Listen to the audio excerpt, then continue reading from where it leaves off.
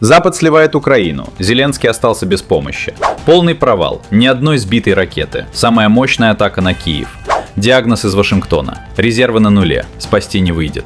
Переговоры без Зеленского. Секретная встреча Евросоюза и России. Приветствую, друзья.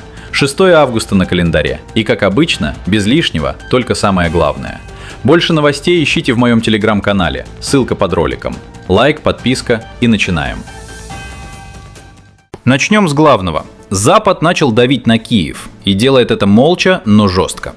Главный рычаг простой. Резко урезали поставки систем ПВО и ракет. Расчет понятен. Сделать Зеленского сговорчивее и подтолкнуть к переговорам. И самое неприятное для Киева в том, что признавать это пришлось самому Зеленскому. Он подтвердил, антибаллистических ракет стало поступать в разы меньше. Формально на Западе говорят про Ближний Восток, мол, ресурсы ушли туда, там сейчас жарче. Но в Киеве говорят прямо, за задержками стоит холодный политический расчет. По сути, союзники дают понять, хотите щит, идите на переговоры. Тонко, без ультиматумов вслух, но Киев сигнал считал. Украина начала получать примерно в 3 раза меньше противоракет для защиты нашего государства. Это было связано прежде всего с войной, или, как сейчас справедливо говорить, с боевыми действиями и войнами на Ближнем Востоке. По крайней мере, такую официальную причину мы получали от наших партнеров, в первую очередь от Соединенных Штатов Америки, ну и от европейских партнеров. Учитывая такой большой дефицит, я не знаю, есть ли другие причины, кроме Ближнего Востока. Может быть, это и политические шаги, чтобы Украина была более, скажем так, сговорчивой. На мой взгляд, не без этого, да? Мне кажется, что Западу надоело играться в игру под названием Украина и потихоньку начинает сливать. А вы что думаете? Дальше жестче. Зеленский заговорил в ультимативном тоне. В очередной раз обратился к дипломатам и военным и фактически потребовал переломить позицию союзников и вернуть поставки любой ценой. Он больше не просит, он давит на своих же. И это сигнал, что запас времени у Киева на исходе. Так себя ведут не тогда, когда все под контролем, а когда почва уходит из-под ног. Мы очень благодарны нашим партнерам, но в конечном счете все зависит от нас с вами. Министерство иностранных дел и Министерство обороны, стиснув зубы, должны сделать все, чтобы партнеры увеличили поставки противобаллистической, антибаллистической ПВО. Проблема в том, что без прикрытия с воздуха энергетика и критическая инфраструктура зиму могут не пережить. Когда западные ракеты идут с перебоями, Киеву приходится делать ставку на внутренние планы стойкости и спешно доводить собственные комплексы ПВО. Но собственное производство – это не месяцы, а годы. А зима уже на пороге, и времени на раскачку нет. Ну а другая история – это вызовы зимы, которую мы, как вы понимаете, не можем отсрочить, и это естественно. И точно так же мы не можем отсрочить наши работы по обеспечению внутренней устойчивости. Поэтому один из факторов, который зависит не от партнеров, а исключительно от нас с вами, это планы по обеспечению устойчивости. Вот в чем главная ловушка. Зеленский зажат между двумя дверями. Первая – согласиться на условия урегулирования, о которых намекают союзники. Вторая – идти в холода на истощенных ресурсах и жестком давлении от собственного народа. Третьего варианта Западом, похоже, не оставлено. И, судя по тону самого Зеленского, он это уже понял.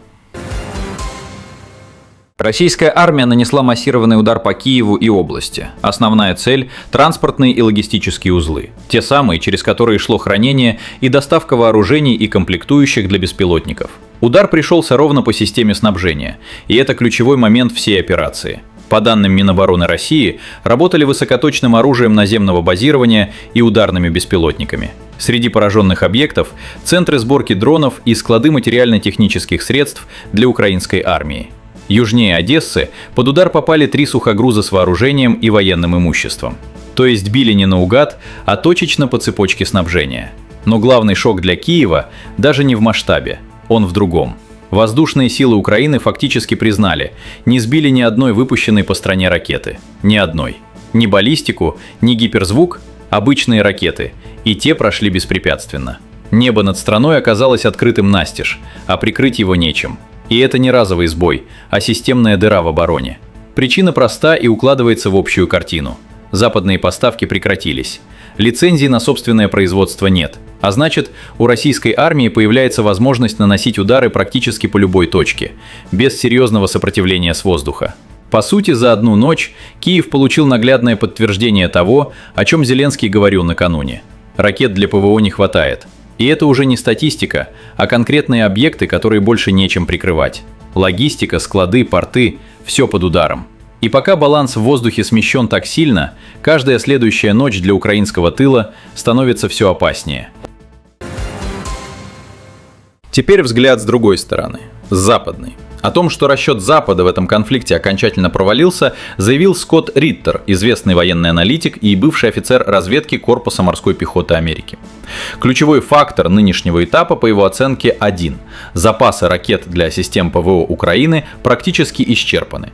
И это, по словам Риттера, меняет все расклады разом. У них закончились ракеты. Противоракетной обороны не было. Все закончилось. И это конец Украины. Если Украина не сможет защитить себя, а она не сможет, это значит, что Россия будет действовать безнаказанно. Дальше жестче. Риттер объясняет, тактика российской армии изменилась. Не штурмы напролом, а методичное, выверенное воздействие на критическую инфраструктуру, логистику и энергетику. Наступление системное и выжидательное, расчет на истощение ресурсов противника. Бьют туда, где больнее всего для тыла, и никуда не спешат. Тихо, но неотвратимо. И это пугает Зеленского сильнее любых открытых штурмов. Последствия для украинского тыла аналитик описывает без прикрас. До 60% украинской экономики сейчас не работает. Украина умирает. Это умирающее государство. Россия убивает ее прямо сейчас, пока мы с вами разговариваем. И, Саша, ничего не могут сделать, чтобы изменить эту ситуацию. Ничего. Без ПВО, продолжает Риттер, невозможно ни восстановить промышленность, ни наладить военное производство. Любой объект оказывается беззащитным перед высокоточным оружием. Пока западные перехватчики, включая Патриот, подошли к концу, а поставки из Штатов и НАТО застопорились, российская оборонка работает на полную мощность, от ударных дронов до баллистики. И самое важное, по словам Риттера, на Западе, и в Штатах, и в европейских столицах начинает приходить осознание, к чему все идет. Европа сейчас как будто видит, что Россия победит на Украине. Так что Европа больше не заинтересована в том, чтобы тратить деньги впустую. В финале эксперт добавил простую мысль. Продвижение российских войск продолжится, а попытки Запада исправить положение риторикой или временными мерами ход событий на поле боя уже не переломит. По сути, это не прогноз энтузиаста, а холодный вывод человека из американской разведки. Именно поэтому он и звучит так тяжело.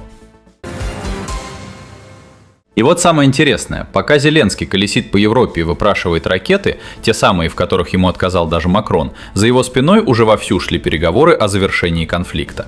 Тихо, без камер, без пресс-конференций и без громких заявлений на публику. По данным источников, чиновники из России и Евросоюза встретились еще в июле. Место – Вена. Тема – потенциальные условия мирных переговоров по украинскому конфликту. То есть о будущем Украины говорили без самой Украины. Уже одно это меняет всю картину и расстановку сил. В переговорную группу, если верить источникам, входили серьезные фигуры. Бывший советник по нацбезопасности Британии Тим Барроу, бывший госсекретарь Германии Маркус Эдерер, французский дипломат Пьер Вимон. А вот имя российского чиновника, который сидел с ними за одним столом, называть отказались наотрез. И вот это молчание само по себе говорит о многом. Чем закончилась встреча, официально неизвестно, итоги не разглашаются. Но одно можно сказать точно – требования Москвы не изменились ни на миллиметр. Более того, по сравнению с тем, что звучало еще год назад, они стали только жестче и конкретнее. И это, по сути, ключевой момент. Пока Киев теряет прикрытие с воздуха и ресурсы, переговорная позиция Москвы не слабеет, а только крепнет. Время работает явно не на Зеленского. И встречи вроде Венской – это не жест доброй воли, а холодный торг, где ставки растут для одной стороны и падают для другой. Похоже, в европейских столицах это уже поняли и начали действовать через голову Киева.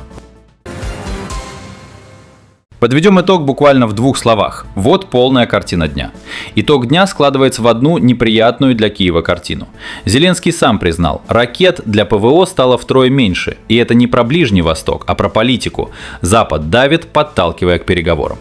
А следом ночной удар все расставил по местам. Ни одной сбитой ракеты, небо открыто, логистика и порты под ударами.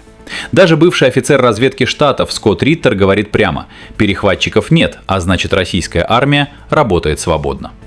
И все это на фоне тихой встречи в Вене, где о будущем Украины уже торговались без самой Украины, а требования Москвы стали только жестче. Зима на пороге, щита нет, а за спиной Зеленского Запад, похоже, начал играть свою игру. Ну а что думаете по этому поводу вы? Пишите ниже. Лайк и подписка – лучшая благодарность каналу. Еще больше в моем телеграме, ссылку найдете под видео. С вами был Медиашот, скоро вернусь. Всем пока.